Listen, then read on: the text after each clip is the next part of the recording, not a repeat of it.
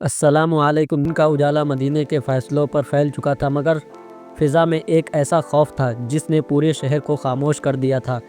دور کہیں دھول اڑتی نظر آ رہی تھی۔ دشمن آ چکا تھا اتنی تعداد میں کہ زمین لرز رہی تھی۔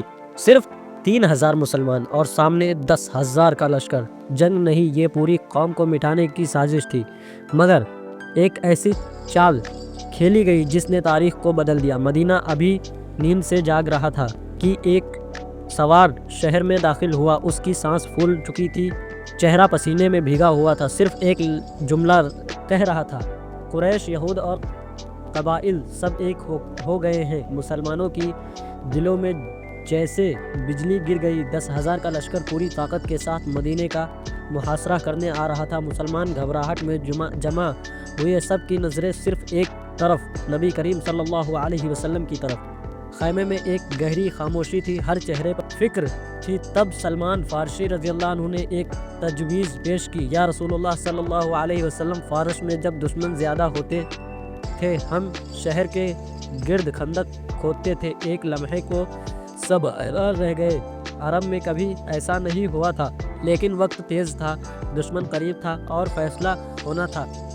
رسول اللہ صلی اللہ علیہ وسلم نے سر ہلایا، حکم دیا: خندق کھودی جائے۔ یہ فیصلہ وہ لمحہ تھا جو پوری جنگ کا رخ بدلنے والا تھا۔ سرد ہوائیں چل رہی تھی، بھوک، دھوپ، تھکن سب ایک ساتھ، مگر مسلمان ہاتھوں میں بیلچہ لیے مٹی اڑاتے جا رہے تھے۔ جب ایک بہت بڑا پتھر سامنے آیا تو سب رک گئے، کسی سے ٹوٹ نہ پایا۔ تب رسول اللہ صلی اللہ علیہ وسلم آگے بڑھے، ہاتھ میں کدال لی، زور سے وار کیا۔ ایک چمک اٹھی، پھر دوسرا وار، پھر تیسرا وار۔ آپ صلی اللہ علیہ وسلم نے فرمایا: مجھے روم کی مہالت نظر آ رہی ہے، فارس کے خزانے نظر آ رہے ہیں۔ مسلمانوں کے دلوں میں امید کی روشنی بھر گئی اور خندق آہستہ آہستہ شہر کا محافظ بن چکی تھی۔ دور تک دھول اٹھ رہی تھی، 10,000 کا لشکر، نیزوں کا سمندر، گھوڑوں کی گرج۔ لیکن جب وہ مدینہ تک پہنچے، سامنے ایک رکاوٹ تھی جس کی انہوں نے کبھی سوچا بھی نہ تھا: خندق۔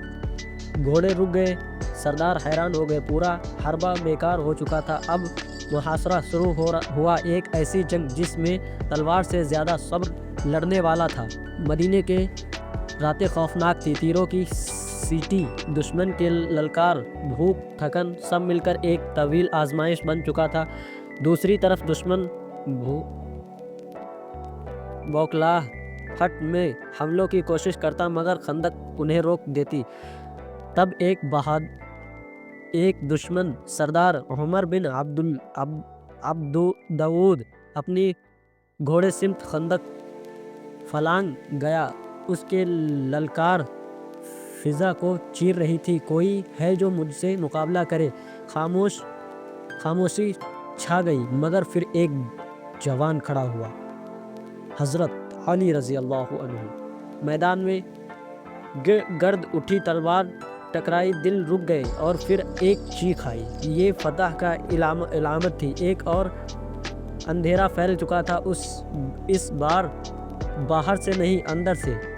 بنو قریظہ نے عہد توڑ دیا تھا، شہر دو طرف سے گھیرے میں آ گیا، مسلمانوں کے دل لرز گئے۔ یہ محاصرہ اب موت کا دائرہ بن چکا تھا۔ رسول اللہ صلی اللہ علیہ وسلم نے ہاتھ اٹھا کر دعا کی: اے اللہ، ان کے دلوں میں رعب ڈال دے۔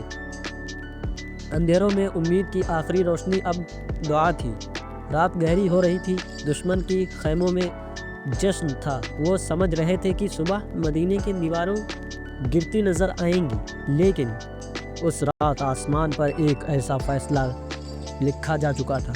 اچانک ایک خوفناک آندھی چلنے لگی، خیمے اکھڑنے لگے، دیگریں لوٹ گئی، آگ بجھ گئی، گھوڑے بدک گئے، تیروں کی ترکش اڑ کر بکھر گئے۔ پورے لشکر چیختا ہوا، بھاگتا ہوا اندھیروں میں گم ہونے لگا۔ 10,000 کا غرور ایک رات میں مٹی میں مل گیا۔ صبح ہوئی، خندق کے اس پار دشمن کا کوئی نشان نہ تھا۔ مدینے کے دروازے کھل گئے، بچے دوڑنے لگے، ماؤں نے سجدے کیے۔ رسول اللہ صلی اللہ علیہ وسلم خاموشی سے خندق کی جانب دیکھ رہے تھے، وہ خندق جس نے ایک پوری امت کو بچا لیا تھا۔ اس واقعے سے ہمیں سبق یہ ملتا ہے، جب ایمان مضبوط ہو تو خندق مٹی میں نہیں دلوں میں کھودی جاتی ہے، اور ایسی خندق کو کوئی لشکر عبور نہیں کر سکتا۔ اگر ویڈیو اچھے لگا ہو تو لائک کریں، سبسکرائب کریں اور کمنٹ کریں۔ ملتے ہیں کسی نیکسٹ ویڈیو میں، تب تک کے لیے اللہ حافظ، جزاک اللہ خیرہ۔